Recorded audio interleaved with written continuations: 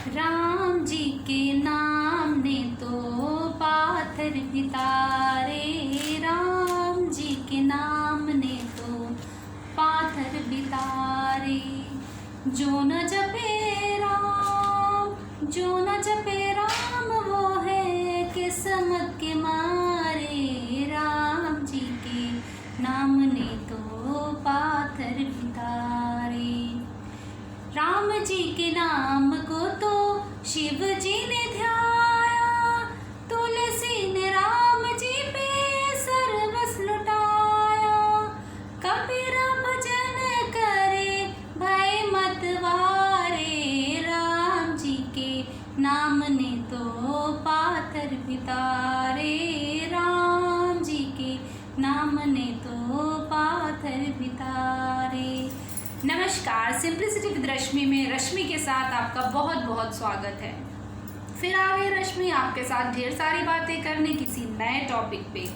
आज का हमारा टॉपिक है बुरा वक्त। यस, बुरा वक्त यानी डिफ़िकल्ट पीरियड, गलत समय, ऐसा समय जो हमारे लिए दुखद होता है, प्रॉब्लमेटिक होता है, हम परेशान होते हैं। लेकिन अच्छा वक्त हो या बुरा वक्त हो, हमें अपने प्रभु का साथ, हमें अपने ईश्वर का साथ, गुरु का साथ कभी नहीं छोड़ना चाहिए, जो आपको अच्छी सलाह देते हैं, या वो भगवान जो आपकी हमेशा रक्षा करते हैं, उनका साथ हमें नहीं छोड़ना चाहिए। एक 8 साल का बच्चा जो साइकिल पे लगातार पेपर बेच कर अपनी पढ़ाई पूरी करता है, और फिर इंजीनियरिंग के समय में इंजीनियरिंग की पढ़ाई करने के लिए उसकी बहन अपने गहने बेच देती है, और क्योंकि उस लड़के को एरोनॉटिकल इंजीनियर बनना होता है तो वो उसकी पढ़ाई शुरू करता है, और एक दिन एरोनॉटिकल इंजीनियरिंग कंप्लीट कर लेता है अपनी लगन, मेहनत और विश्वास के साथ। जब वो इंजीनियरिंग कंप्लीट कर लेता है तो उसके 2 इंटरव्यूज़ आते हैं। एक तो वो जिसमें उसको एयरफोर्स पायलट बनने का इंटरव्यू देना होता है, दूसरा DTDP air means directorate of technical production ministry of air force. उसमें इन दोनों का उसको इंटरव्यू देना रहता है, और एयरफोर्स पायलट बनना उसका बचपन का सपना रहता है। लेकिन जब वो दोनों इंटरव्यू दे के आता है तो उसे पता चलता है कि 25 लोगों के ग्रुप में उसने 9वें नंबर पर अपना इंटरव्यू क्लियर किया है। और दुख की बात ये होती है कि सिर्फ स्टार्टिंग के 8 बच्चों का सिलेक्शन हो जाता है और उसका सिलेक्शन रुक जाता है।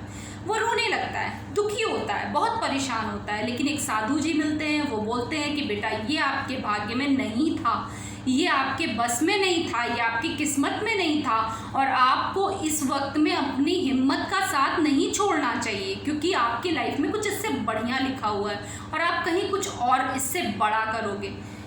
अब इतनी स्टोरी सुन के आपको पता ही चल चुका होगा कि साउथ इंडिया के वो महान नेता, वो महान साइंटिस्ट कोई और नहीं थे, APJ अब्दुल कलाम थे। जी हाँ, ये स्टोरी APJ अब्दुल कलाम जी की है, जिन्होंने संघर्ष को पूरा करते हुए, अपनी पढ़ाई को पूरा करते हुए, जो सपना उन्होंने देखा था वो नहीं वो पूरा कर पाए, लेकिन उनकी हदें उससे ज़्यादा थी, इसलिए भगवान ने उनको वो सपना पूरे होने नहीं दिया, क्योंकि उनको तो उससे ज़्यादा मिलने वाला था। आप अच्छी तरह जानते हो कि एक समय में फिर उनके अंडर में सारी सेना, आर्मी, नेवी, एयरफोर्स सब उनके अंडर में थी, और 11th प्रेसिडेंट ऑफ इंडिया वो हमारे देश के बने, हमारे इंडिया के वो 11th प्रेसिडेंट बने। और उन्होंने कितनी साइंटिफिक ग्रोथ हमारे इंडिया की कि वो बताने की कोई ज़रूरत नहीं है। उन्होंने कम से कम समय में 21 अवार्ड्स पाए, जिसमें से आपके थे भारत रत्न अवार्ड, बहुत सारे ऐसे अवार्ड्स थे, इतने मेडल्स थे कि शायद बता पाना एक आम आदमी के लिए बहुत मुश्किल है, क्योंकि आपको पता है simplicity with Rashmi simple way में आपको सिंपल सी बातें बताने आती है। इसमें मैं किसी ऐसे रट्टू तोता वाली चक्कर में नहीं पड़ती हूँ जिससे मेरे व्यूअर्स और सब्सक्राइबर्स को भारी पड़े। बस मैं एक नॉर्मल बात आपको बताती हूँ कि उन्होंने बहुत सारे अवार्ड्स को, और 74 ईयर्स की एज में उन्होंने अपना वो शौक भी पूरा किया। एक एयरफोर्स पायलट के रूप में उन्होंने अपना एक एरोप्लेन लॉन्च किया, और उस पर वो खुद भी वो चलाने गए।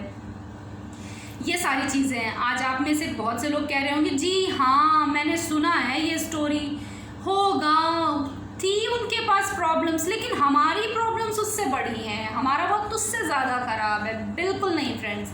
क्यों? आपने 8 साल की उम्र में साइकिल चलाकर पेपर बेचा? नहीं बेचा। उन्होंने किया। आपने अपने टीनेज एज में पढ़ाई पूरी करने के लिए क्या पीठ पर लादकर प्याज, चावल और सिगरेट बेचे थे?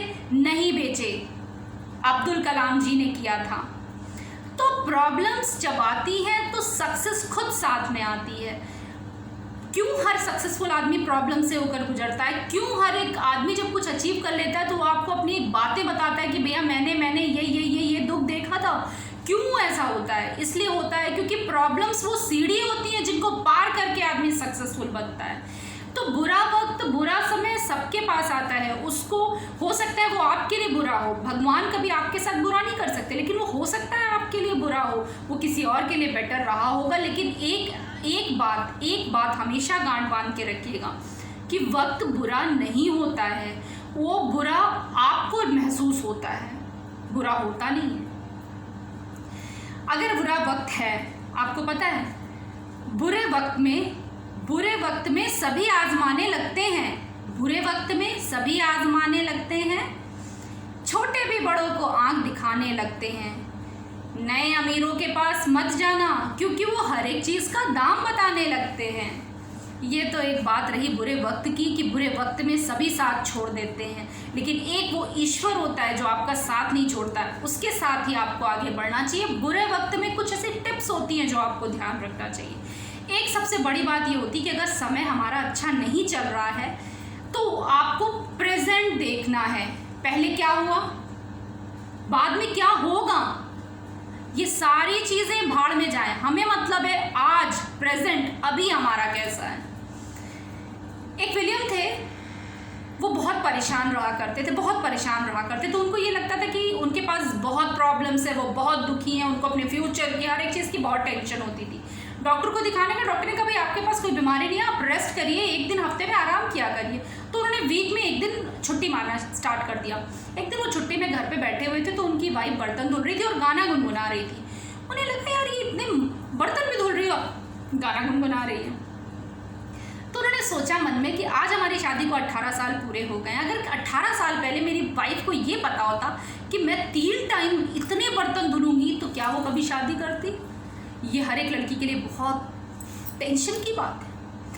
तो उन्होंने कहा क्यों? क्योंकि वो ना तो फ्यूचर का सोच रही है कि उसको कितने बर्तन धुलने हैं, ना तो उसने पास्ट में कितने धुले हैं सोच रही है, वो आज में जी रही है कि आज उसको प्रेजेंटली इतना काम करना है। तो बस ये बात उनके दिल को भा गई और उन्होंने उसी पल मन में ये सोचा कि अगर हम आज और अभी का सोचेंगे तो हमेशा खुश रहेंगे। आज और अभी को हम कैसे इम्प्रूव कर सकते हैं, लास्ट आपने क्या झेला, उस चीज़ को कौन याद रखता है और क्यों याद रखेंगे? भाई हमें आज जीना है, आज की याद रखनी है। दूसरी बात सबसे बड़ी आती है कि अगर बुरा समय चल रहा है तो सब कुछ छोड़ दो, डू नथिंग, कुछ मत करो, बैठ जाओ, लाइफ जैसे ले जा रही है वैसे जाते रहो। एक बार स्वामी विवेकानंद जी बैठे होते हैं, पूजा पाठ कर रहे होते हैं, तभी उनके पास एक व्यक्ति आता है और अपना जैसे रोना स्टार्ट कर देता है कि मेरा टाइम बहुत बुरा चल रहा है, मैं बहुत परेशान चल रहा हूँ, महाराज मैं क्या करूँ? कहने की कुछ नहीं करो, बस एक गिलास पानी ले आओ बगल तालाब से मेरे पास। जाता है तो देखता है बहुत लहरें तेज़ होती हैं और मिट्टी ऊपर नीचे हो रही होती है। तो वो कहता है कि गुरुजी कैसे ले आऊँ, बहुत ज़्यादा मिट्टी है। तो कहते हैं नहीं आप जाओ, कोशिश करो। ऐसे करके वो 10-11 बार जाता है, थोड़ी देर में उसकी लहरें शांत हो जाती हैं और पानी, साफ पानी ऊपर आ जाता है और गंदगी नीचे बैठ जाती है।